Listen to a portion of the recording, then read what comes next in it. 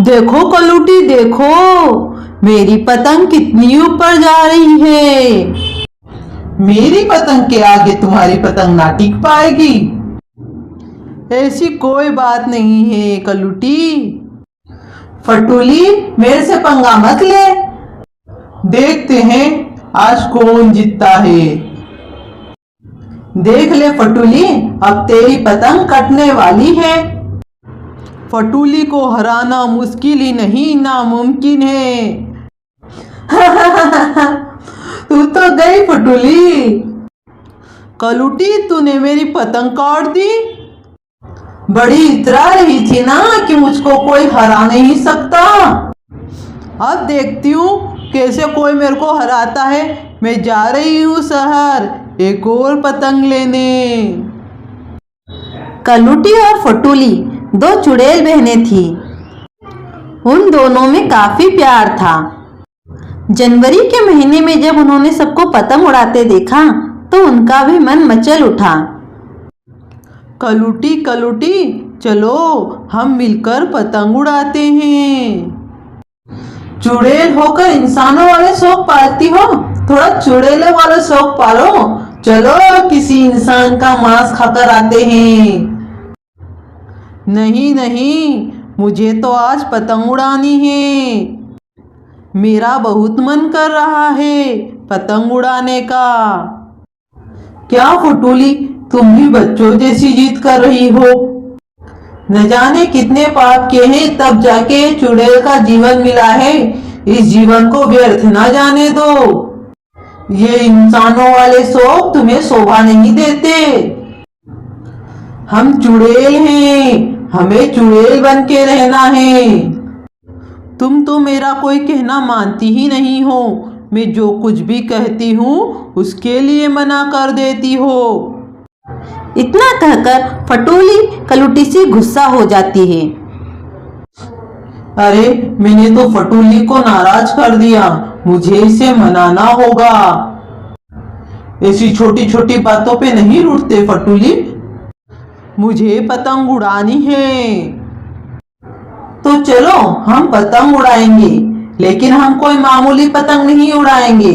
अगर उड़ाएंगे तो वह पतंग हमारी चुड़ैलों की योनि के हिसाब से होनी चाहिए। तुम कोई ऐसी पतंग की व्यवस्था करो जिससे हम चुड़ैलों का नाम बदनाम ना हो। फटूली को तो पतंग उड़ाना था, इसलिए वह शहर चली जाती है। पर उसे ऐसी कोई पतंग नहीं मिलती जिसे चुड़ैल का मान बढ़े। निराश होकर फटूली कलूटी के पास जाती है।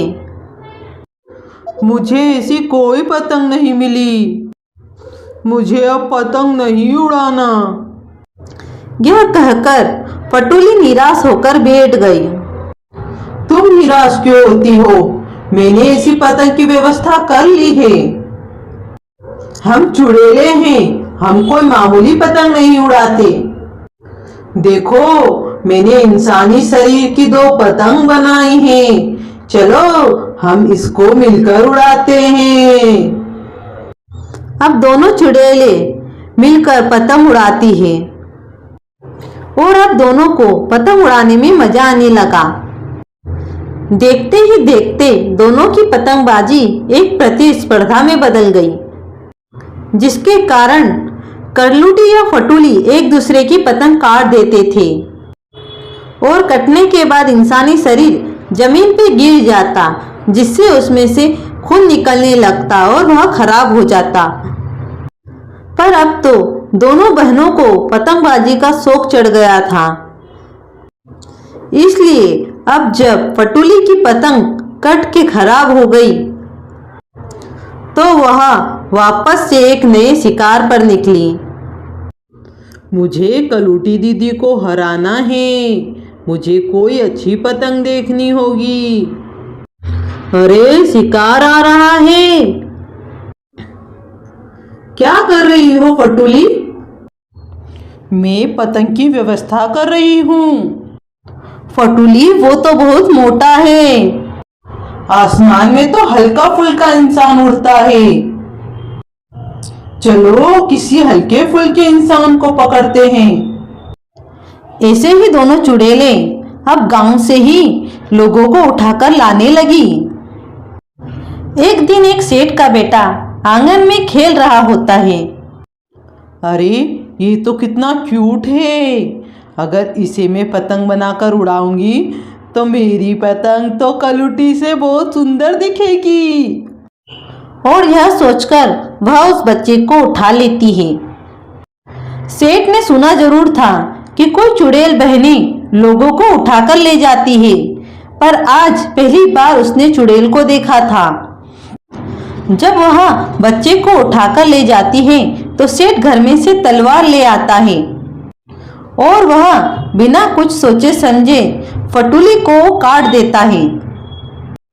तलवार के प्रहार से फटूली मर जाती है।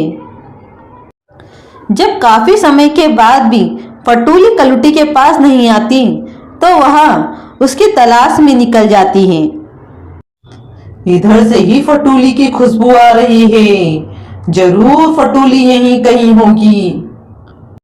फटूली की खुशबू सूंघकर वह सेठ के आंगन में पहुंच जाती है। सेठ ने फटूली को वहीं गाड़ दिया था। जब दूसरी चुड़ैल वहां गड्ढा खोदती है तो उसे अपनी चुड़ैल बहन की लाश दिख जाती है। फटूली, तुम मेरे को छोड़ के नहीं जा सकती फटूली, अब मैं किसके साथ पतंग उड़ाऊंगी? तेरी मौत का कारण तेरी पतंगबाजी का शौक बना है और मैं तेरे इस शौक को जरूर पूरा करूंगी। अब मैं पूरे आसमान में लाशें ही लाशें उड़ाऊंगी। देखती हूँ मुझे कौन रोकता है। कहानी का दूसरा भाग देखने के लिए वीडियो को लाइक और चैनल को सब्सक्राइब जरूर करना। वीडियो देखने के लिए धन्यवाद।